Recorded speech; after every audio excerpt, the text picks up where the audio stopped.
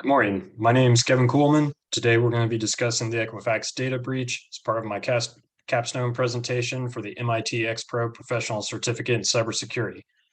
Let's get into it.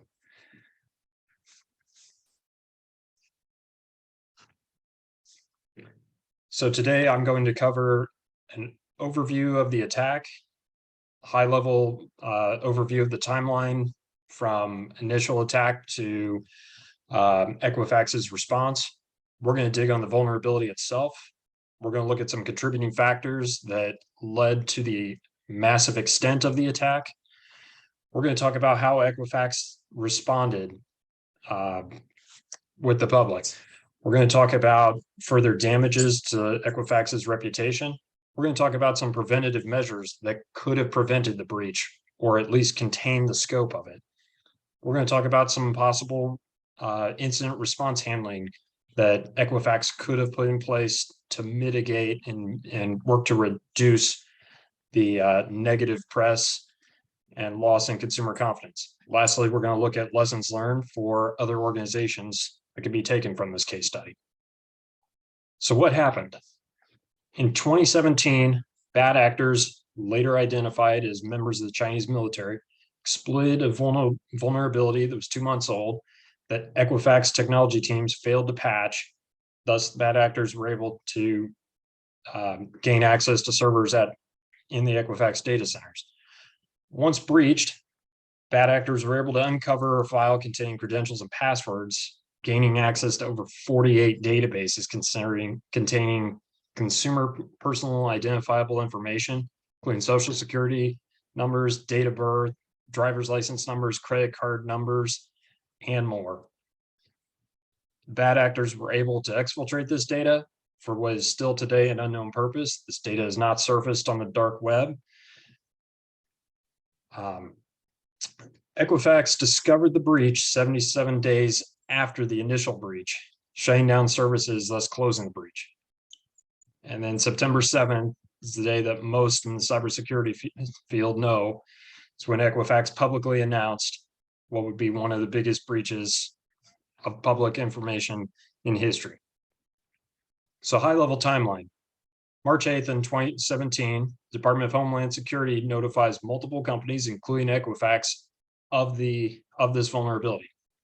Following day, Equifax, as part of its information security policies, send a communication to their teams to patch impacted systems.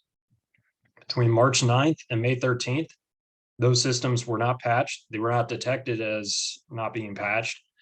And bad actors were able to gain access into Equifax's systems. From May 13th to July 29th, bad actors have free reign. They're able to access data and exfiltrate that data. July 30th, Equifax closed the breach by shutting down systems and servers. 40 days later, September 7th, Equifax announces to the public that they've been breached. 143 million individual records have been stolen. So let's talk about the vulnerability a little bit. CV 2017-5638. This is an error handling feature as part of the Apache struts found in the Jakarta framework. This allows for remote execution of code, meaning bad actors would interact with the system. They would supply a command and code that instead of the system kicking out an error, it would instead read the embedded code as an additional command to execute. This error receives a CVSS score of 10, which is the highest that can be the highest available. It requires low skills to exploit, and it doesn't require credentials. Let's talk about some contributing factors. So it's not enough just to breach the system. Additionally, there's an SSL certificate that would be used for SSL inspection or some other system on the Equifax side that had been expired for 10 months prior to the vulnerability and failed to catch movement of the bad actors inside Equifax's systems. There's an unencrypted flat file that contained credentials and passwords.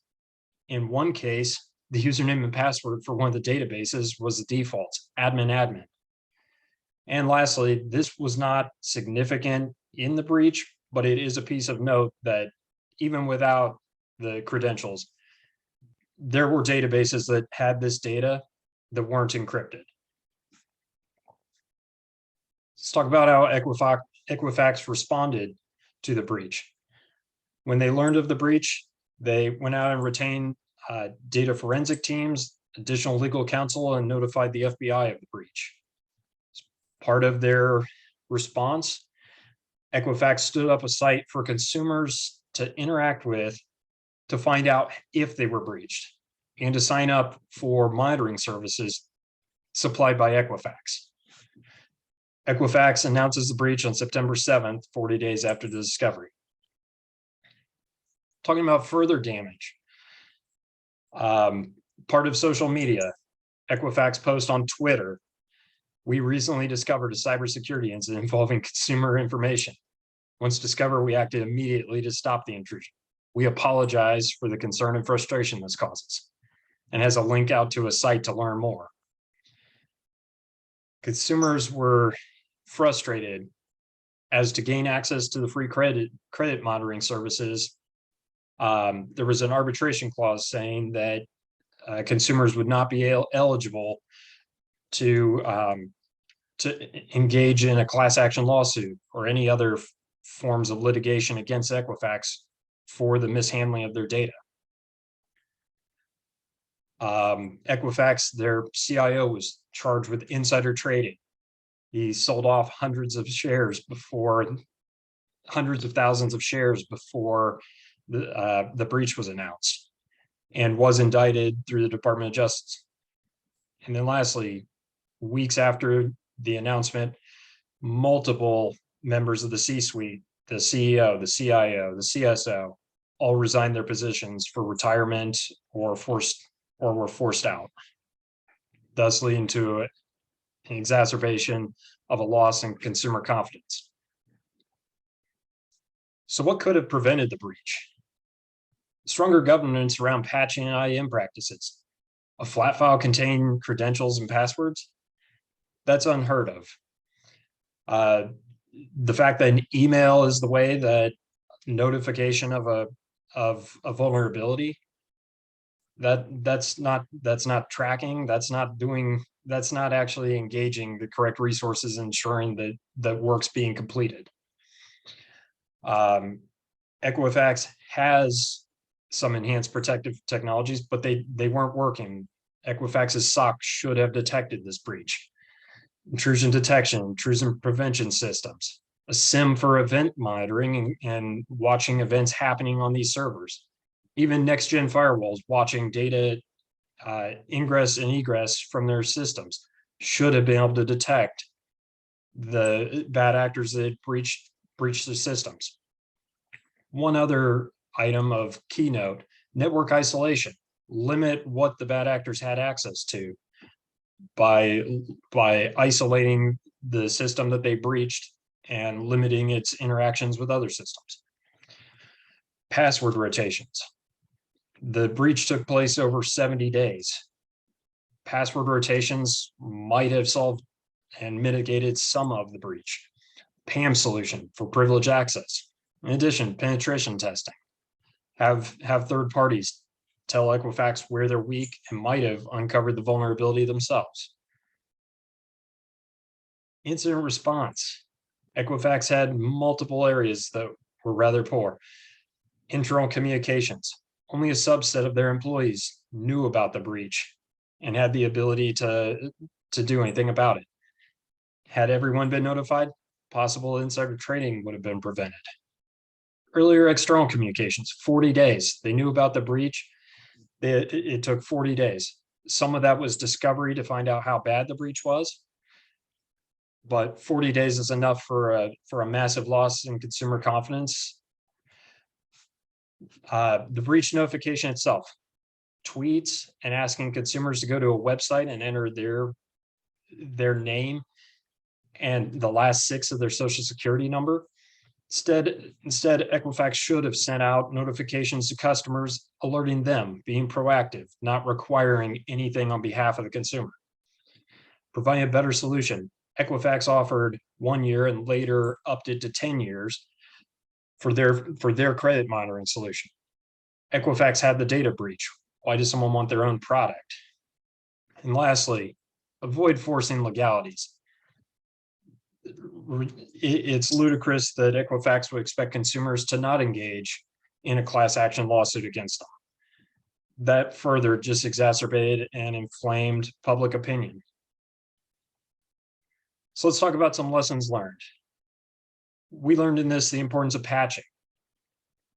When a 0-day vulnerability or one that has a CVSS score of 10 is reported, implementing the correct patch is crucial.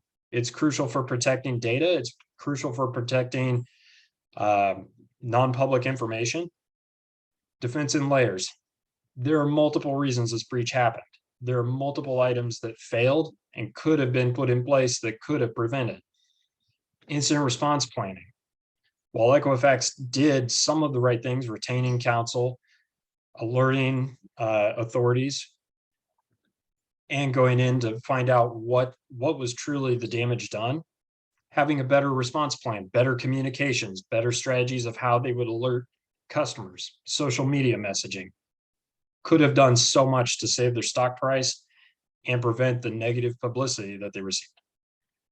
And lastly, attacks aren't always financially motivated.